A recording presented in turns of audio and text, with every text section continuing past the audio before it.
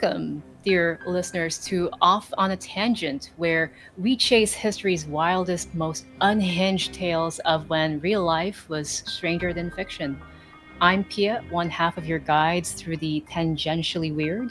And beside me, as always, my co conspirator, the ever curious, ever sassy Sammy. Hi, Sam. Sexy. Alright, hi peeps. How weird are we getting tonight? Like, is it like Capcom not releasing a new Phoenix Wright or Ace Attorney game in so long? Like, just to give context to people who've not Yep. played the Ace Attorney games before. So, it is a visual novel, kind of, where you play as a, you play as one of the many attorneys that are there in the game, and you try to get to the bottom of a case. Sometimes things can get weird. You get um, spirit mediums in cases. You get to defend an orca who murdered somebody, apparently. So, is this the kind of levels we're going with, my dude? You know what, Sam? It's funny that you mentioned Phoenix, right? Because that is spot on. I Okay. think maybe just to give you context, tonight we're unraveling the Cadaver Synod. So it's a tale Okay. so grotesque, so absurd, it feels like it crawled out of a fever dream. Mm-hmm. So, but first, let's set the stage, shall we? So, Okay. um, think of ninth century, Sam. Um, what comes to your mind? Ninth century. So I'm guessing it's like medieval times, free for all, lots going on. Medieval. I'm thinking of Europe immediately already, and I'm guessing it was kind of all over the place. Probably Yeah. fractured, mess all around. So what specifically about this era made it crazy? Well, you're on the right track there. Fractured mess would be one way to describe it. So, Yeah. let me just sort of paint you a verbal picture, Okay. if you will. So Charlemagne, Mm. bearded powerhouse, kicks the bucket around 814. Okay. His shiny Carolingian empire starts collapsing like a house of cards. Mm-hmm. And by the 890s, like 890s, it's splintered into squabbling kingdoms. So you've got France, Germany, Italy, all going their separate ways. And then you have Rome. It's the coveted grail sought by every ambitious warlord. Um, so you've got Saracen invaders raiding from the south, Okay. like South. medieval pirates with scimitars, Mm-hmm. local families, the Tusculans, among a few, treating the papacy like a family heirloom to fight over, Holy Roman emperors from up north, Okay. and then they're meddling in like nosy in-laws, right? Gossip. Okay, got it. Okay. Yeah, gossip. So, and don't forget the Spolitan dukes. They like to pull the strings like puppet masters. So, Mm-hmm. so basically, like us when we play a game of Splendor where we're fighting over the noble tile. So that's kind of what I'm trying to get at. Okay. All right. You had me a dead pope on trial. A corpse, Yep. as in like a legit corpse in Yep. court. Okay. That's you heard That's right. okay. Okay, that's some medieval level crazy. Like, okay, since we're talking about medieval, like it's kind of like Machiavelli was the one who set the scene here, and it's a zombie movie set during that time. So okay, so I'm invested. I'm ready to dive in, buckled in. Okay. All right, tell me what happened with it.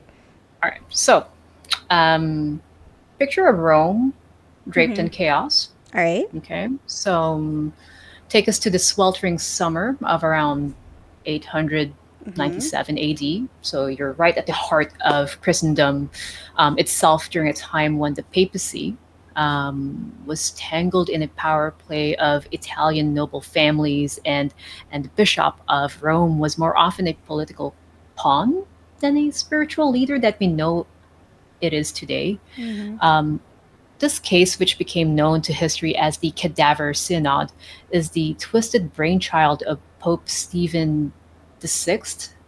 Mm-hmm. He was a man consumed by vendetta, so fury that it could torch the Vatican. Um, his target, his former boss, his predecessor, Pope Formosus, whose decomposing corpse becomes the unwilling star of this grotesque courtroom drama. Wow. Yep, yep. And Sam, to really appreciate the shocking nature of what transpired here, really need to see the case that it wasn't just a random act of lunacy. Mm-hmm. It was sort of the boiling point of decades of tangled papal politics, brutal violence, and really deep rooted corruption. Damn. Okay. Because what I'm getting from this is it's basically workplace drama, disrespecting the dead, and a whole lot of other themes. We have corruption, politics. Okay. You All name right. So, it. Got it. right. Okay. Okay. Interesting. What I'm getting from this, because you're saying that there's a dead pope on trial. We have Pope Uh huh. Stephen. Let He's that sink in. yeah, okay.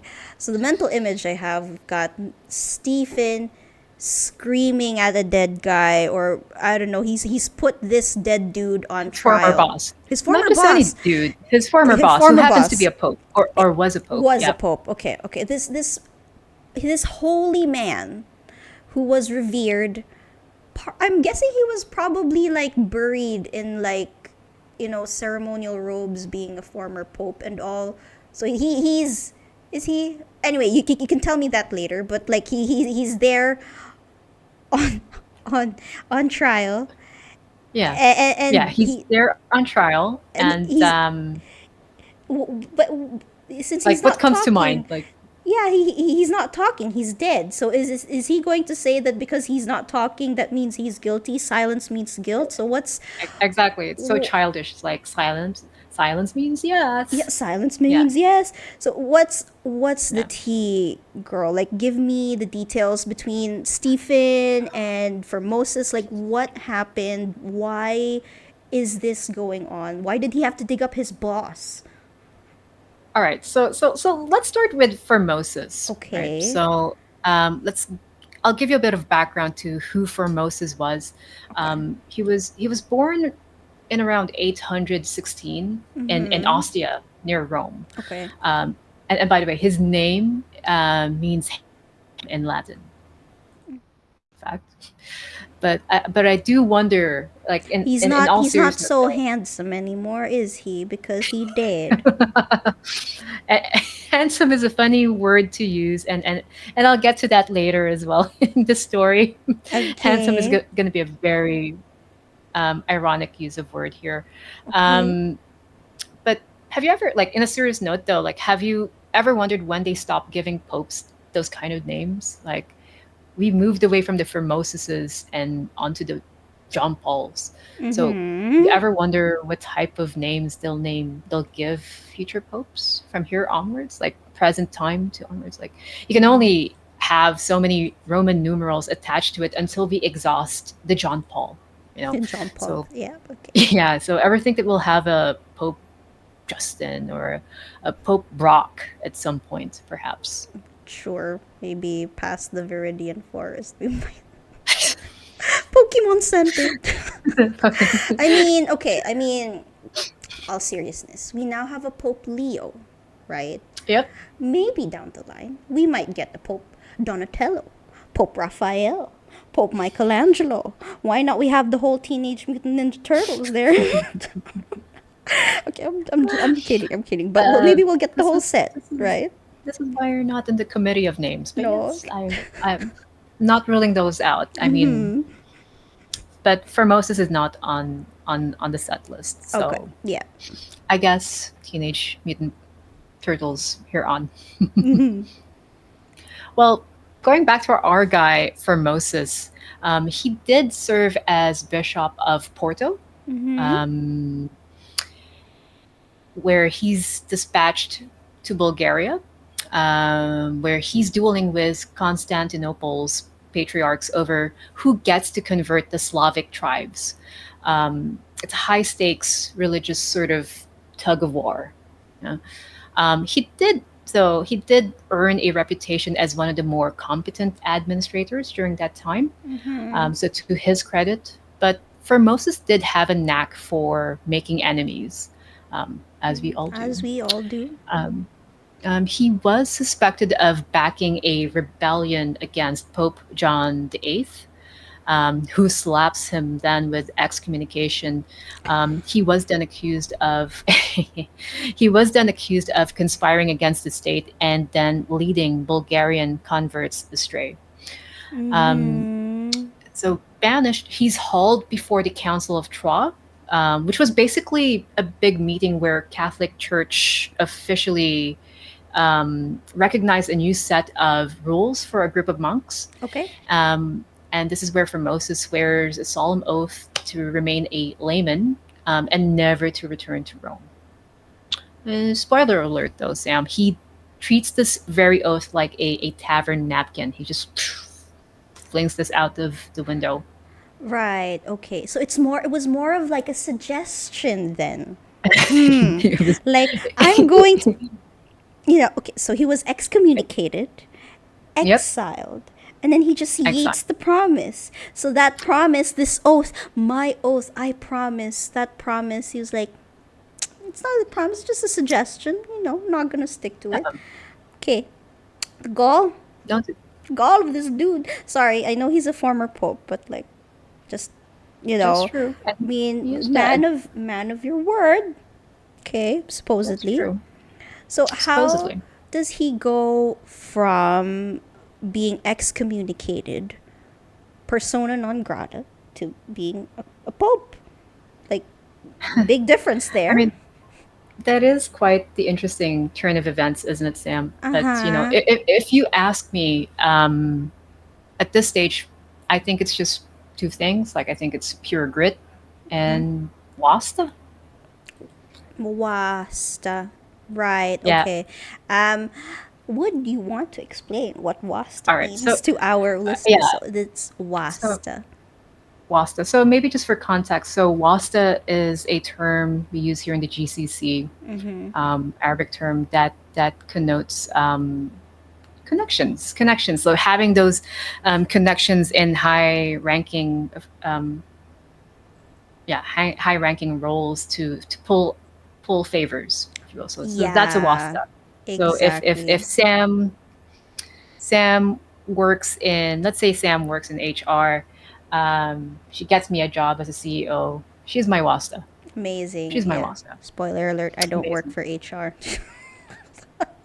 Maybe you should. Maybe I Maybe you should. should be Maybe. my Maybe. wasta. Yeah. Yeah. So it's kind of like I scratch. Uh, wait, I'm messing this up. You scratch my back, I scratch yours. So it's kind of yeah, right. I got that We're right. gonna go. You scratch my eye. Where The did you eye go for for an it? eye. Yes, yes, Right? No, no, yes. no. This is different. That Minus the vendetta, but minus the yes. vendetta. I It's scratch your back. back. You scratch mine. You So scratch mine. if like Okay. in this context, I help you become a CEO, then from being you're the I scratch your CEO, back. you should That's all I do. excuse me. Again, a suggestion. Just a suggestion. It's a That's why. suggestion. You can take it literally, or you can, take it figuratively. Yeah, okay. So So you chose to take it figuratively. that's basically what Formosus did, I see, huh? Exactly. He took that Okay, okay. and rolled with it. Rolled with it. Okay, all right. So go on, go on. So All it right. was the Wasta that helped him. It Okay. was the Wasta and pure grit. Okay. Right. Right. So by 883, Pope Marinus I lifts his excommunication for Moses's. Yeah. Oh, And okay. Formosus slinks back into Rome's good graces. So he's good Um, now. Okay. Okay. Yep, Okay. he's good. So by this point, he's a master at navigating the ninth century geopolitical swamp. Mm-hmm. The Carolingian Empire, which is Charlemagne's grand legacy, is Mm-hmm. at this point in tatters since his death in 814, fractured into rival kingdoms, scrapping like alley cats. Formosus by then would be elected pope in Right. 891, and he Okay. dives in headfirst. Mm-hmm. Right? He then crowns Guy III of Spoleto as Holy Roman Emperor. And okay, and this is an important point as well to note, Sam. So Okay. so by doing this, right, he ties himself to the powerful Spolitan Mm-hmm. dynasty, if you will. But Right. another thing to note, when Guy dies in 894, Formosus completely flips the script. He then invites Arnulf of Carinthia. So Arnulf is a German king, okay? And he invites him, right, to invade Italy and seize the imperial crown in 896. Right? So he, Okay. Formosus, promised Arnulf the imperial crown if he invades and ousted Lambert. So again, Lambert is context: part of the Lambert is the son. Spolitan. Oh. Yes, he's in fact he's the Whoa. son of Guy the Third. Okay, so so let me tell you what the significance is of this move. So Mm-hmm. basically, this move invited foreign intervention into Italian affairs, thereby undermining the legitimacy of our boy emperor Lambert, whom Formosus had just elevated, by the way. So, Okay. and it did prioritize Formosus's survival over his prior oaths. I mean, we already knew that he takes his oats with a grain of salt. Like you've just said that earlier. So okay, Not so how I have he's my oats in the morning. I have my oats in the morning. But yeah, okay. So clearly, for Moses, he's not a man of his word. Played the Spoletans like a fiddle, then swap teams. You know, That he kind did. of like betrayal. Whenever we play betrayal, like halfway through, you get the haunting, right? And then you suddenly betray your teammates. This is basically the vibes that I'm getting. So, this is giving me betrayal at House on the Hill, Game of Thrones, but like the Catholic Church edition. So, okay, so this is Giving the, me a lot of yeah, board game FOMO. yeah, we'll get to it eventually again, my dude. So, Yeah, okay, once I'm back. we So, we have Formosus who is the dead guy. So what yep. happens like when he kicks the bucket when he's dead? What happens then?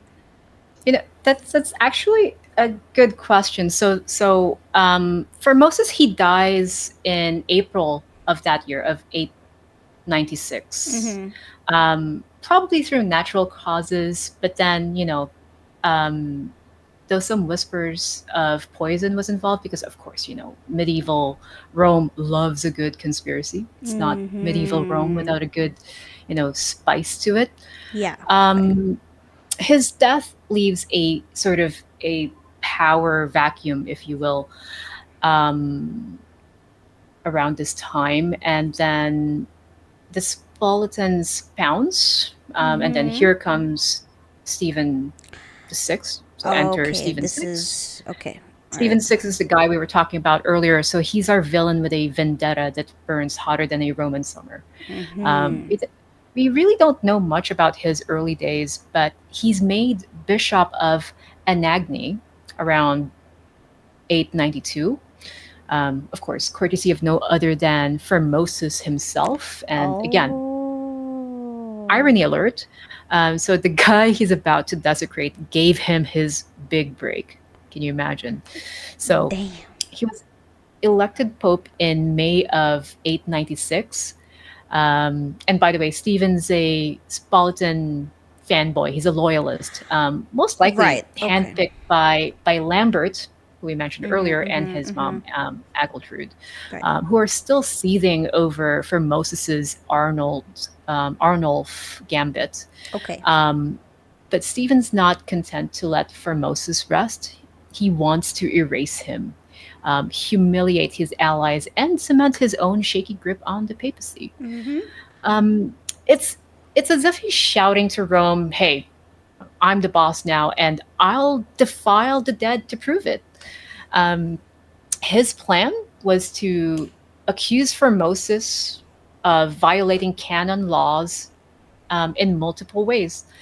Starting off with, we talked about his movement as Bishop of Porto and into the papacy itself, right? Okay. There was a bit of a stretch there, right? Mm-hmm. So that's one of the things that he violated in terms of the canon law.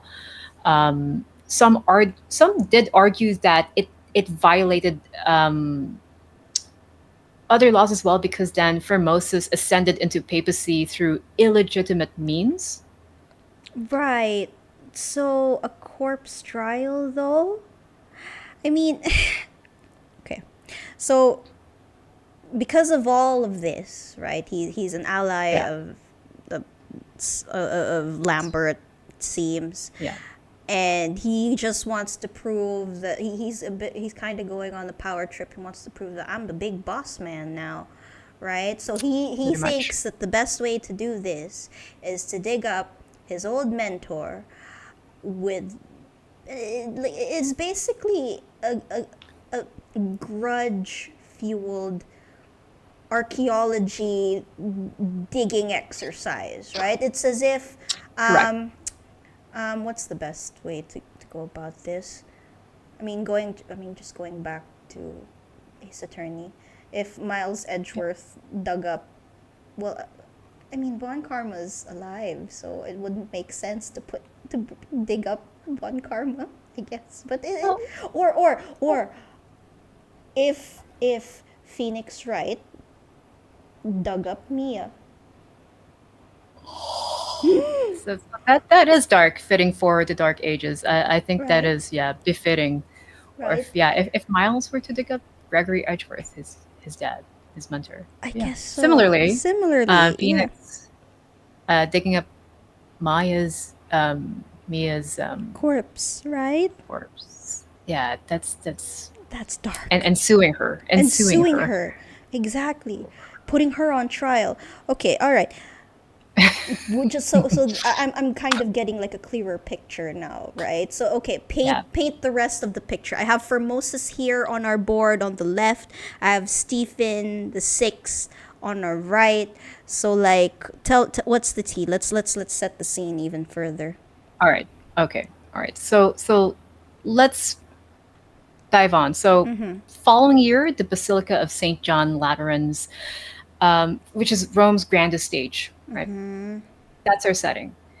Stephen the Sixth, his eyes glinting with manic zeal, orders for Moses's body exhumed.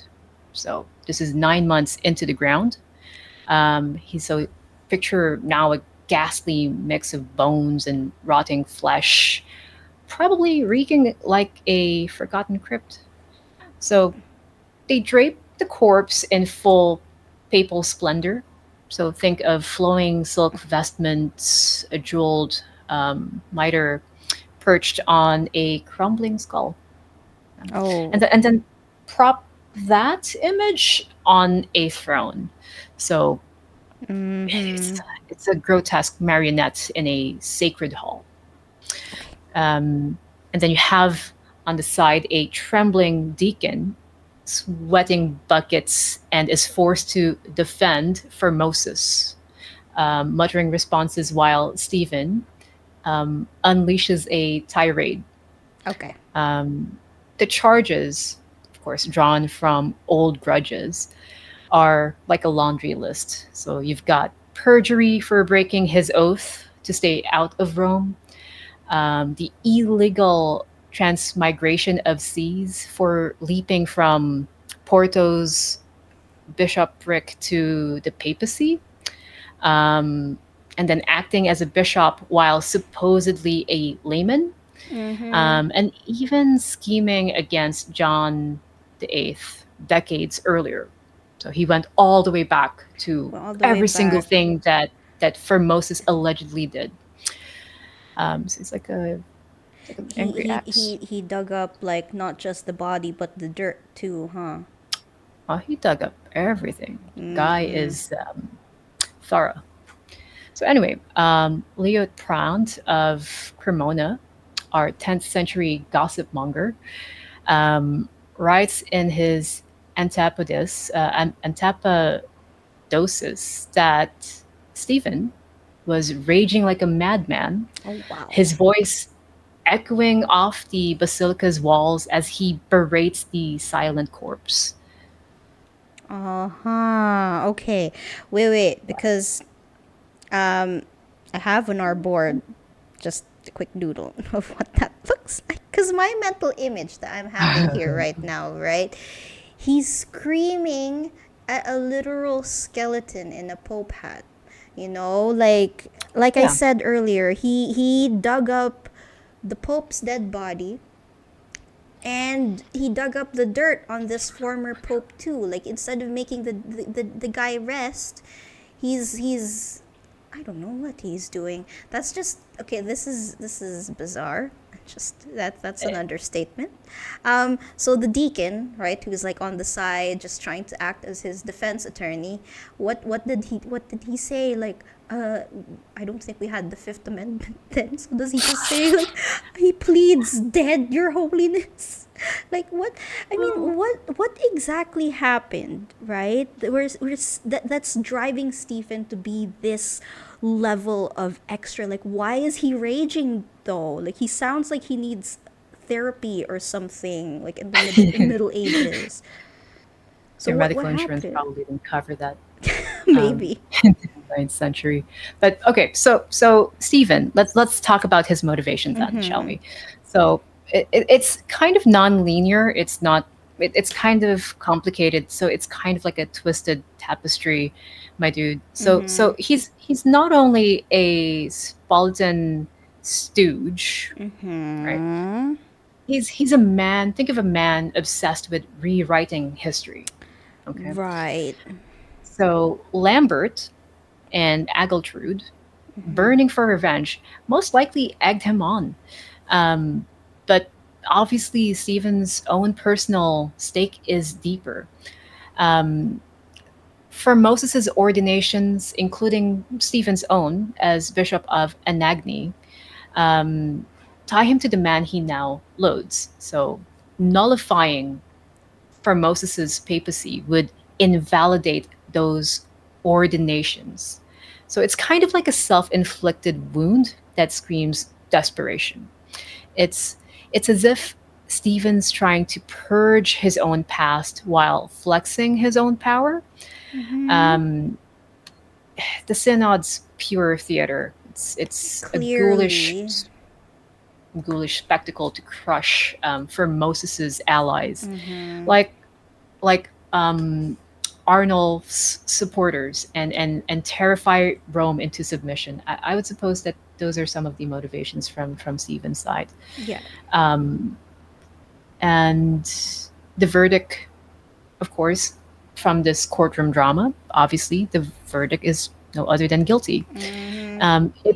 It's by declaring Formosus's papacy invalid that Stephen was able to trigger sort of like a knock-on effect, undermining the proverbial foundation of upon which the papal authority rested. Have you Okay. seen? We've seen Back to the Future together. Remember Yeah, when yeah, yeah, yeah. Marty's parents were at the dance? Imagine if Marty's parents never met at the dance, except in our case, if Formosus was never legitimately a pope, then the priests that he had ordained were never actually priests.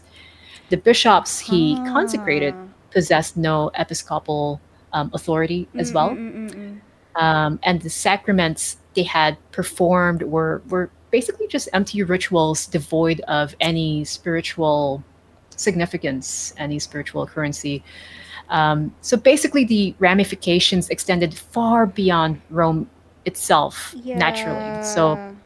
think broader. So thousands of baptisms, marriages, ordinations would suddenly be rendered invalid. Yeah. So just creates a slew of spiritual and legal complications that would take years to resolve, if at all. Mm-hmm. I highly doubt that they would have combed through every single No, case at that time that's to a see lot. Yeah. Cause I what would they mean, do in those situations, especially outside of Rome, outside of Italy. Yeah, yeah, cause that's a lot. It's like from if it's like cutting the head off the main guy, and then everything just kind of trickles down. it's it's a Okay. major, what do you call it? Kink in the chain of, yeah, Mm.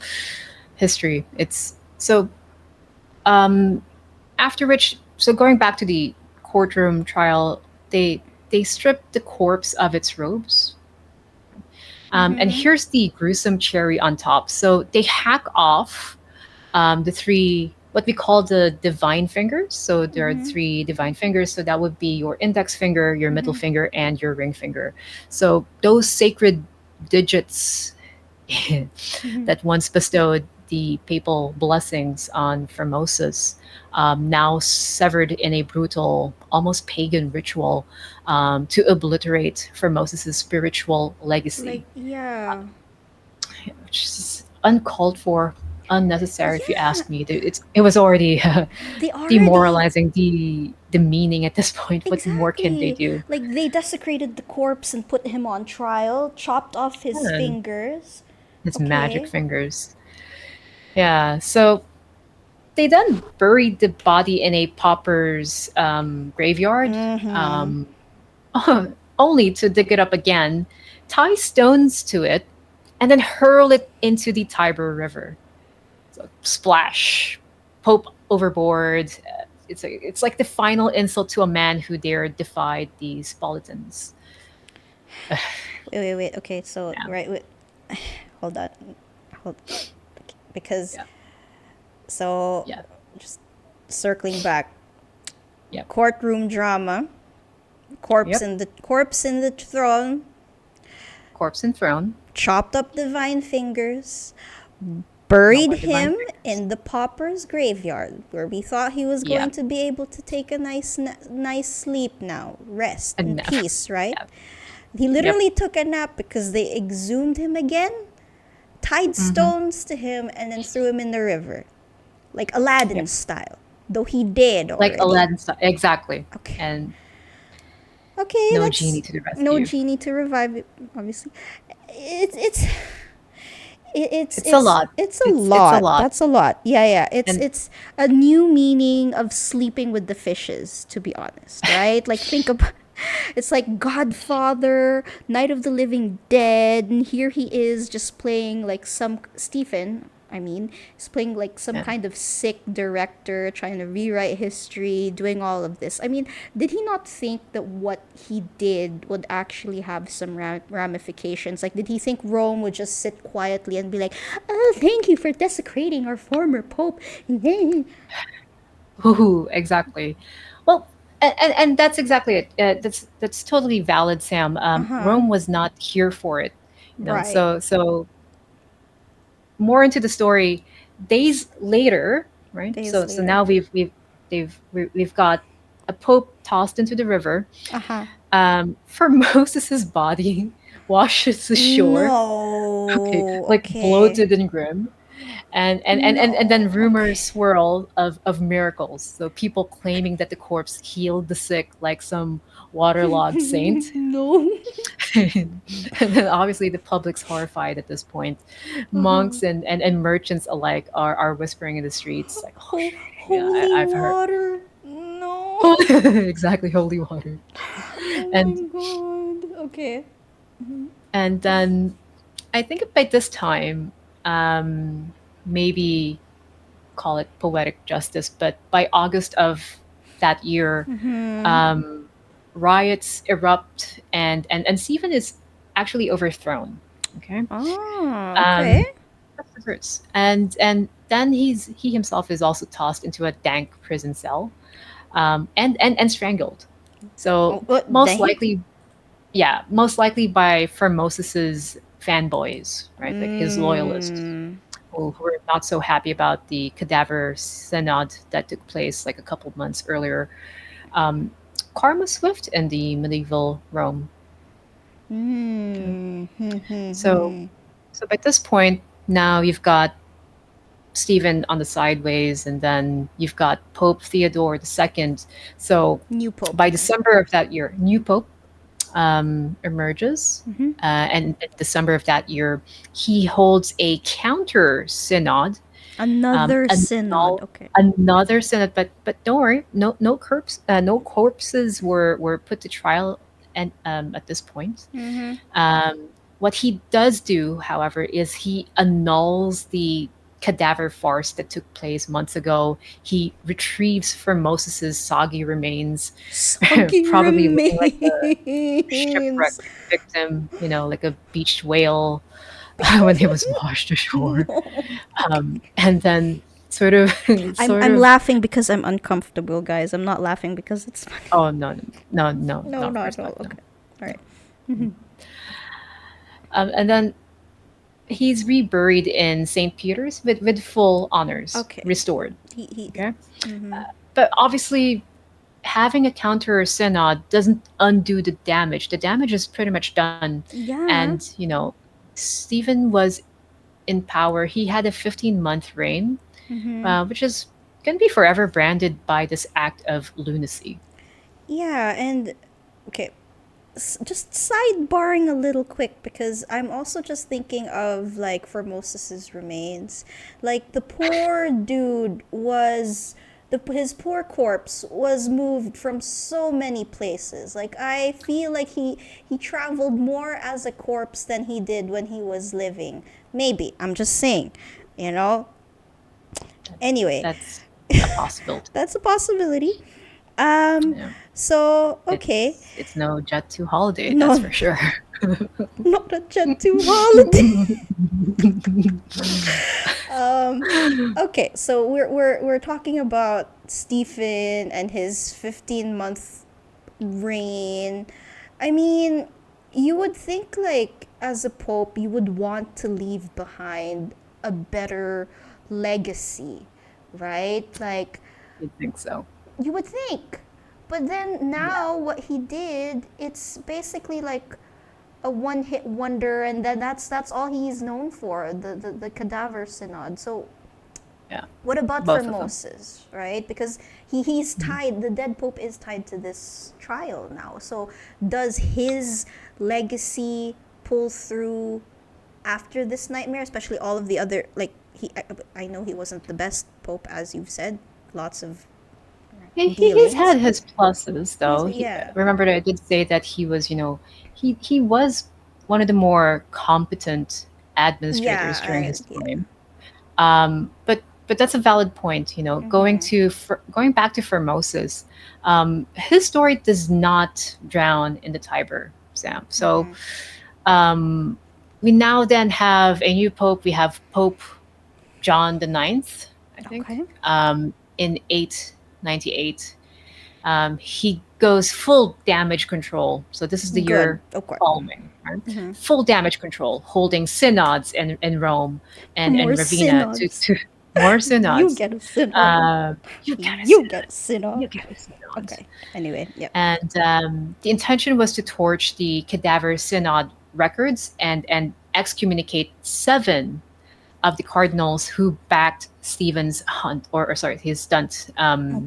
with the Cadaver Synod. Mm-hmm. So he basically the bans corpse trials forever, though that's like banning lightning in a storm. So Formosis's ordinations are reinstated, Okay, that's good. Yep. saving countless of clergy careers on the way, uh, Yeah. including Stephen's own legitimacy as Bishop of Anagni, Even in death, he still even in did death. favors for Stephen. I mean, I still look out for our poor dear old Stephen. Mm-hmm. Chroniclers rally to Formosus's defense, Okay. writing like really heated treatises arguing his ordinations were valid despite the synod's nullification. So it was always, in their view, um, effective. Doesn't matter what took place with the Cadaver Synod. Formosus, for all his scheming, his Bulgarian adventures, his emperor swapping, Yeah. he does become a symbol of resilience eventually. Okay. He was known to be a pope who endured even posthumous disgrace. Okay. Stephen, our guy Stephen, on the other hand, is etched in history as the unhinged showman. His name Mm, now becomes synonymous with a vendetta so wild that it shocked even a jaded Rome, because Rome has seen a lot of stuff during its time. So even this was a even shocker for then. them. Yeah. Right. Yeah, yeah, because that's the thing, isn't it? Like now Stephen is forever going to be known as the pope who made such a big drama um by bringing his former boss's body in court. Like it's kind of like sorry, the first thing that came to mind, I don't know if all of our other listeners know about this meme, but you know the Puja, what are you doing meme? Basically, it's basically. So It's he kind of made a meme out of himself. Actually, now that I He think made of a meme of himself. Yeah, yeah, yeah. I right, think that in today's terms, that would be the most apt way to describe the stunt that he pulled there. He exactly. made a meme of He himself. made a meme of himself. He's that guy who burns bridges. Like he wanted to like shame his former boss so much. He I mean, forgot wouldn't we all? me. Yeah, to some extent. There are some bosses that are good, just saying, right? Some, yeah, So, some. he burns bridges so hard. He also Mhm. set himself on fire, right? So Yes, did he, what was exactly. he thinking through before he did this? Like did he think that this would put him in history as a legend, or was he just too lost in his own narrative, in his own sauce or something? Like what do you think I mean, was the lost in the reasoning? sauce for sure. Was he necessarily thinking though? That I'm not sure. Mm. So Stephen's motivation. So let's look into that. So Stephen's motivation, I'll sum it up Mm-hmm. for you. It's sort of a mix or a marriage of ambition, Right. insecurity, definitely, and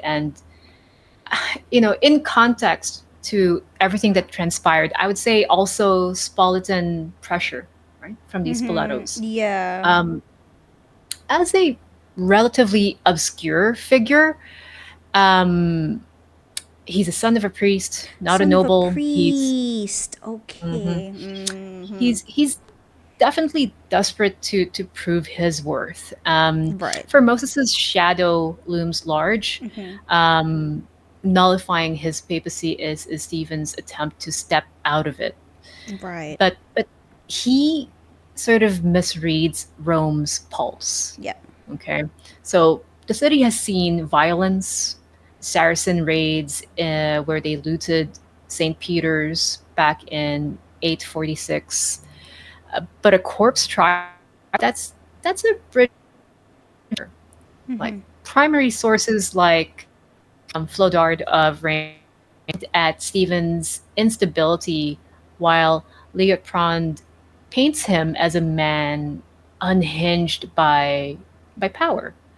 So the finger chopping, the river toss, it's all performative. Mm-hmm. Um, a message to Rome's factions was like, "Hey, I'm the big I'm in boss charge." man. Yeah.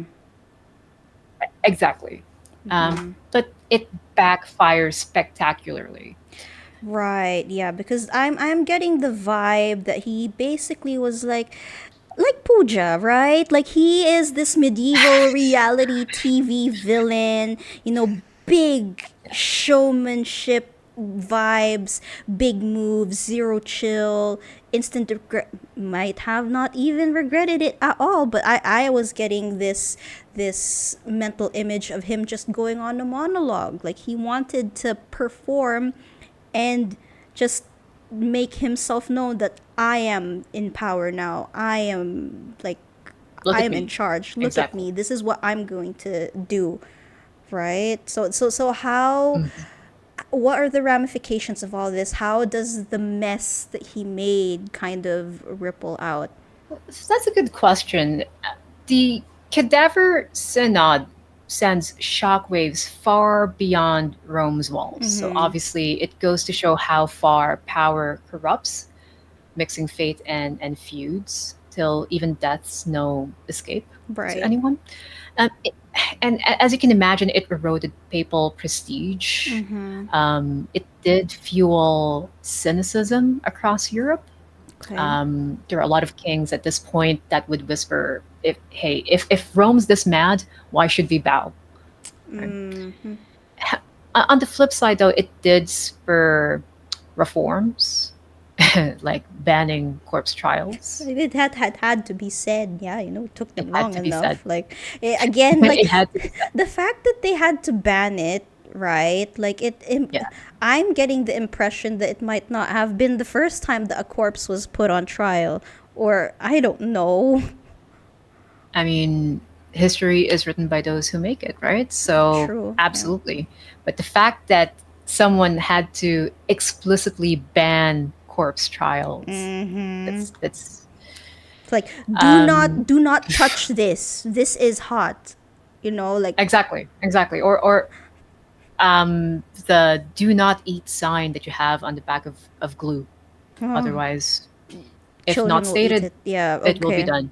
Mm. So, so this entire charade, um, it did gut the church's moral authority. Mm-hmm. Naturally, um, it did expose them as pawns for warlords like Lambert Lambert or or emperors like Arnulf. Arnulf. Yeah. Okay. Yeah, the Saeculum Obscurum, this what they call this dark papal era, it trudges on with Sorry, more deposed. sidebar real quick. Like just Yeah. tying in the Ace Attorney thing, like the Dark Age of the Law.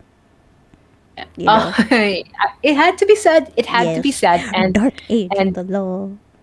dark age of the law. What was the saying there? The end justifies Justifies the the means. means. Yeah, yeah. Just for context for other people, again, there's a part of one of the games in Ace Attorney where people no longer trust lawyers and the court system because of the dark age of the law. So I guess this is kind Good of symmetry tying there. in, right? This is kind of like tying Yeah. into the Saeculum Obscurum dark papal era. So what about this dark papal era? Well, so we do trudge on with more deposed popes, murders, and Mm, scandals.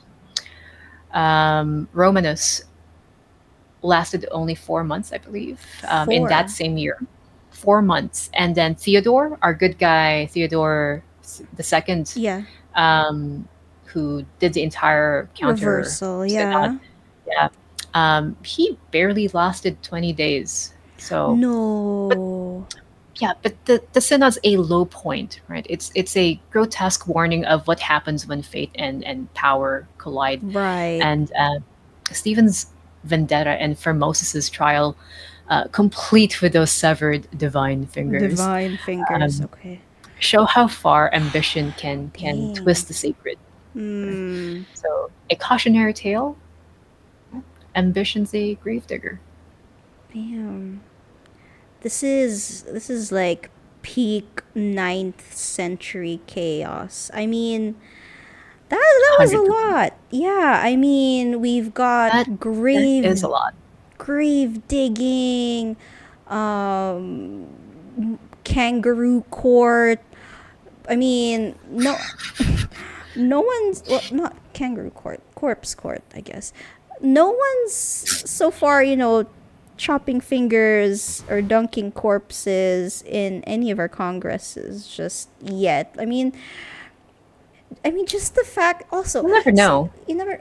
I mean, here's another thing, right? What gets me is that this all kind of stemmed. Remember how, like, in there should ideally be separation of like the church and the state, In the state. but because this Yeah, was like medieval times, obviously it wasn't there just yet. So like the politics of yeah, like actual politics, and then we have religious politics. Were kind of like married into one. They married were one into and the one same. another. Yeah, that's Yeah, yeah, which I think paved the way for that separation to to the eventually fair. transpire. Mm, It- but you had to see it as a mix.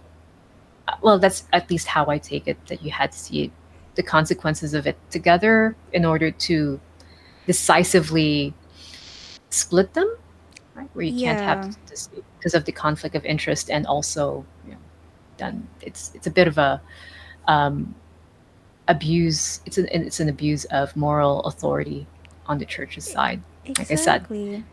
the papacy was seen more as a political figure, um, as that a political figure that had a wealth of spiritual currency to back them up, Mm-hmm. as opposed to just simply being a A spiritual spiritual figure. leader and spiritual figure, exactly. Like the mere fact that Formosus was able to be that involved with the Spoletan dynasty and have Arnulf, like the Germans just suddenly come in and then he just did a complete 180 on his supposed allies. That's a lot. Like you wouldn't really expect that from someone who is supposedly a religious figure, So I guess that action kind of also just trickled down, but you did again say that this was a theme for a lot of those who were in power in the church at that Yep. time.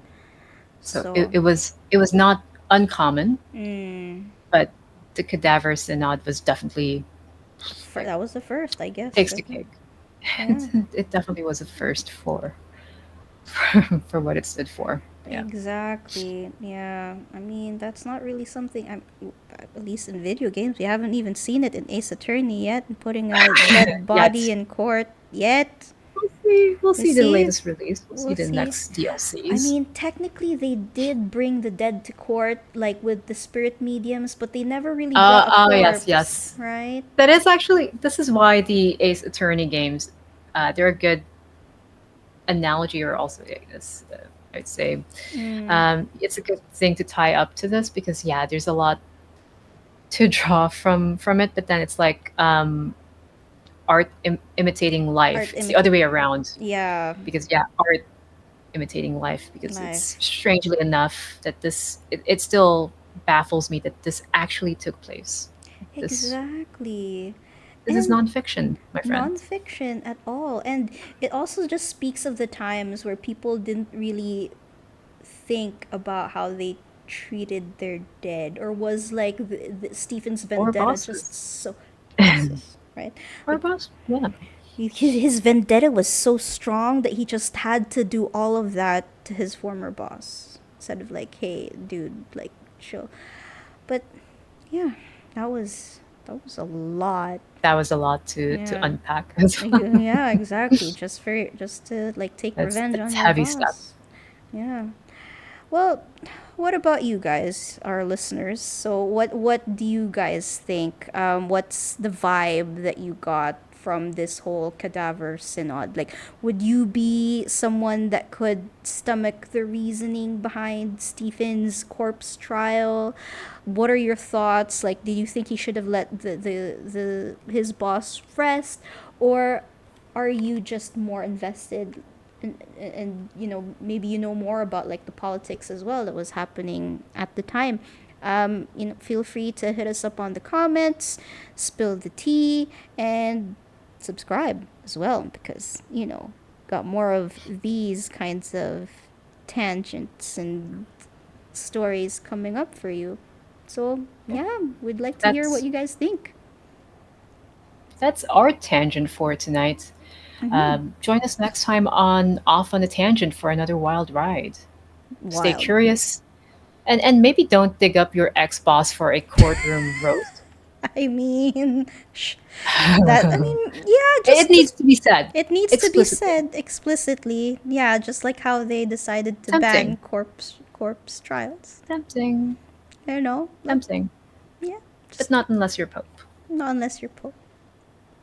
Yeah. Well, happy Halloween, guys. Happy Halloween, everyone. Stay spooky. Catch you later. All right. Bye. Bye.